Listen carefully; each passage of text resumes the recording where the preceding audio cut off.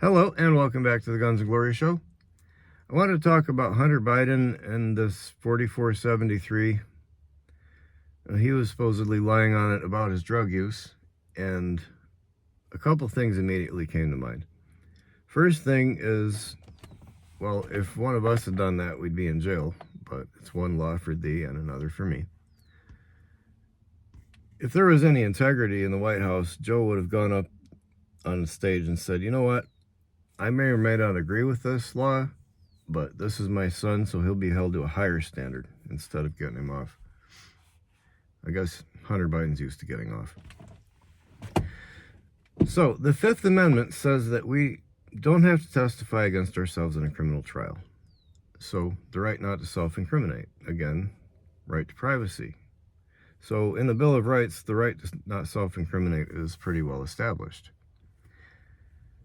So if he said, no, I'm not an unlawful user, I don't really have a problem with it, even though he's lying on the federal form, but aren't government employees allowed to lie to us?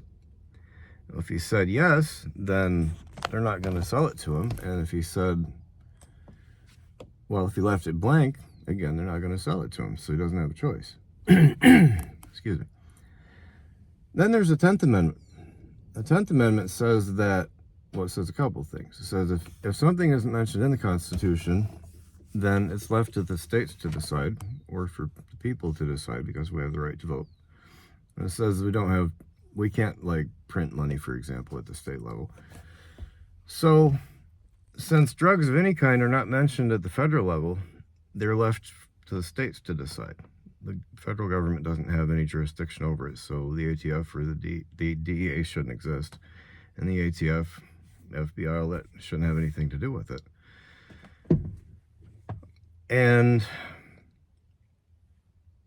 if like a state legalizes pot, then you could smoke and then say, no, I'm not an unlawful user, and you're not lying about it.